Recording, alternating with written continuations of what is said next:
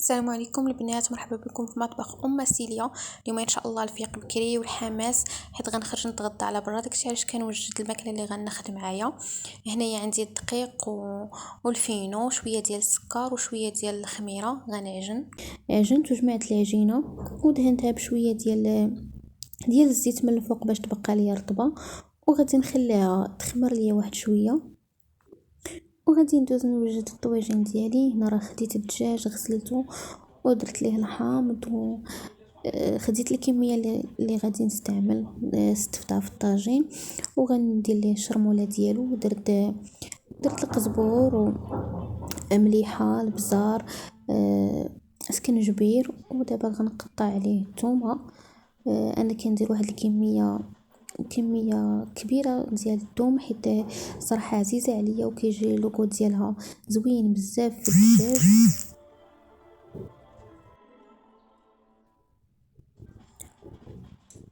وغادي نضيف ليه شويه ديال زيت الزيتون، غندير غير شويه حيت ما كنبغيوش الطاجين يكون مزيت بزاف، ما كيعجبناش.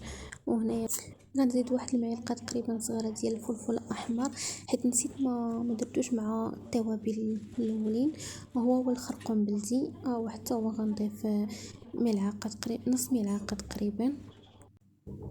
هنا راه شرملت الدجاج ودخلت فيه التوابل مزيان، وخديت واحد البصيله صغيره وشلطتها.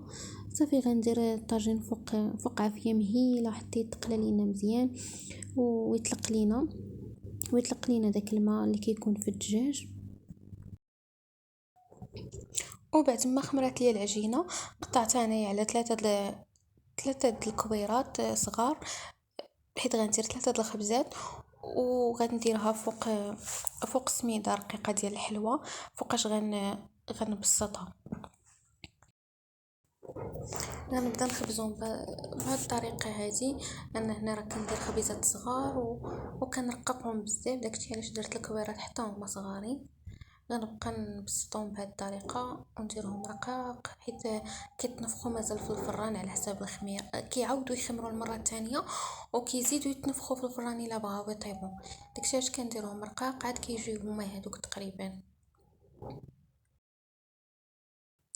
صافي هنايا راه كنخليها على هذا القياس. كنحاول نحيد منها الزائد ديال السميده وكنحطها في الصفيحه ديال الفرن اللي كنت ديجا مفرشه فوق منها ورق الطبخ باش ما يعذبنيش. يعني الا بغيت نحيدها يعني بسهوله بلا ما نتعذب معاها. كندوزو الخبزه الثانيه حتى هي نفس الطريقه.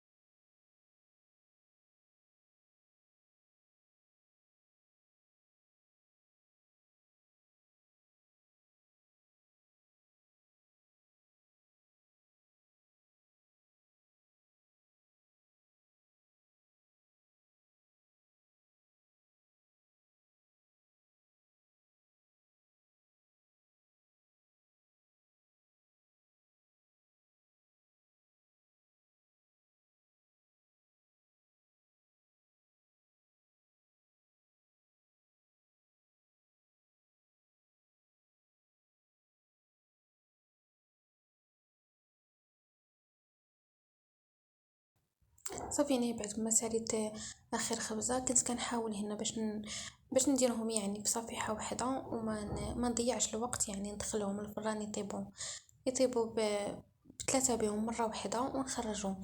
ولكن هنايا الصفيحه راه ما قداتنيش، جاتني صغيره ما هزتهمش ليا بثلاثه.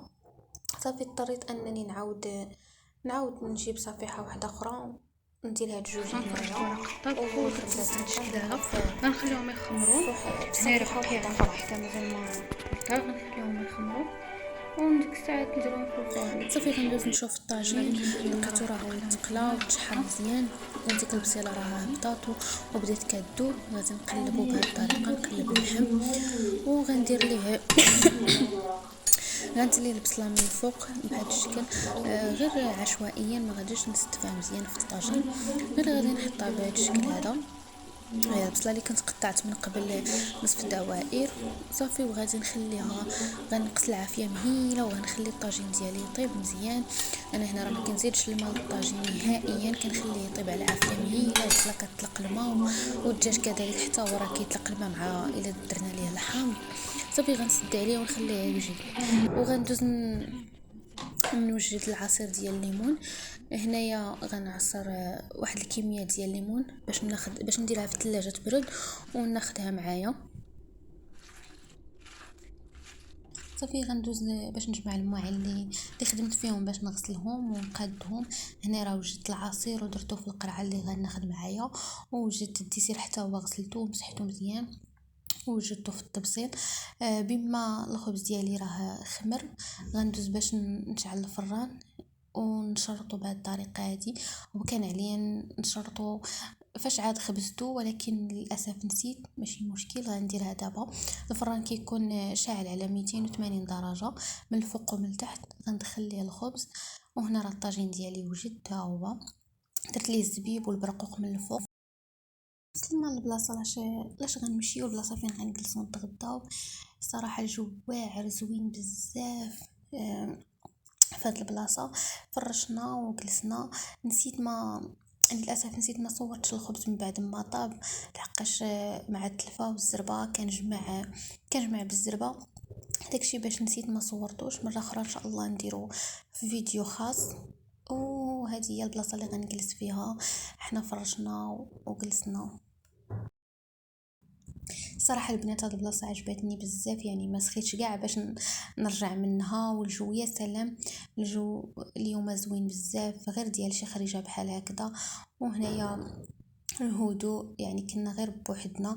وصلنا وجلسنا واحد شويه، حيت جينا بكري مع ديك 12 هكذا. بقينا جالسين شويه عاد باش حطينا الغدا. تغدينا وبقينا كنتمشاو واحد شويه، من بعد رجعنا للدار. كنتمنى الفيديو ديال اليوم ينال اعجابكم، وما تنسونيش بجيم واشتراك، تفعيل الجرس باش يوصلكم اي جديد.